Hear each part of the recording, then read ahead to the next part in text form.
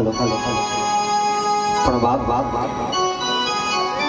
गाम चलालीना અને આજના આયોજક શ્રી નરોદભાઈ તરફથી ભાતીજીના પર્યાણની અંદર 5111 રૂપિયા દાન આવે છે।